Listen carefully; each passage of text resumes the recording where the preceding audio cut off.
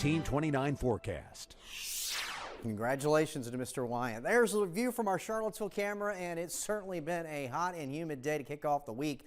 Again, a lot of clear skies outside of something isolated here this evening. Most of us will remain dry with mostly clear skies, but let's check in on the numbers. 92 was the high today, 90 at the airport, southwesterly wind at 5, a dew point of 70. It still feels like it's around 95 degrees at this hour. 91 at the Valley Airport in Weir's Cave.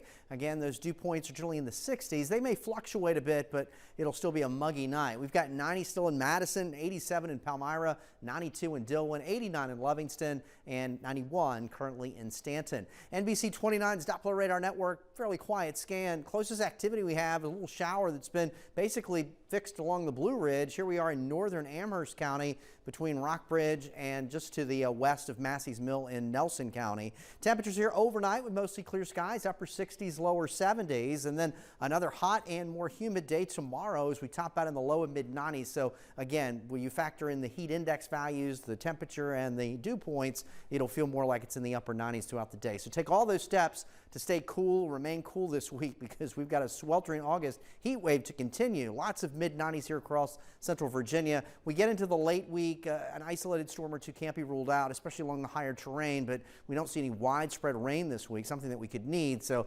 unfortunately, not good news for the ongoing dry conditions and even the moderate drought. Now we'll venture farther north and east, and this is the remnant low of what was Tropical Storm Henri, which made landfall yesterday afternoon in Rhode Island. The heaviest rain yesterday was focused across eastern Pennsylvania, much of New Jersey, and southern New York, and then that's lifting now basically off to the east very slowly. It's basically between New York City and Hartford, Connecticut, and out ahead of that east side of the center of circulation, there could still be a spin-up tornado or two. And unfortunately, on Saturday, devastating news from a community in Waverly in Middle Tennessee. This is southwest of Nashville, devastated by flooding. Over 20 deaths, and they're still looking for folks. And again, 17 inches of rain fell in less than 24 hours. Incredible. So again, we've got high pressure that's slowly building in our direction. Henri's pulling away from New England into tomorrow. We've got heat to contend with, and that's going to be our big story throughout the course of this week. So again, tonight, skies return mostly clear. Temperatures tomorrow afternoon,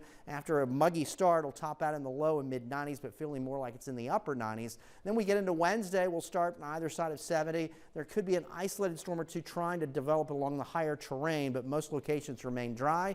We'll top out once again in the low and mid 90s. So stay cool. Mostly clear tonight, upper 60s, lower 70s. There's a look at the Michael and Son 7-day forecast as a building August heat wave continues this week. Lots of mid 90s. We get next couple days, upper 90s to low 100s in terms of the actual real field temperature. Friday, this upcoming weekend, a weak front approaching may trigger a few more scattered showers and thunderstorms. Stay cool. Hot, hot, hot. Yes. Thank you, Eric. Thank you. Still to come tonight.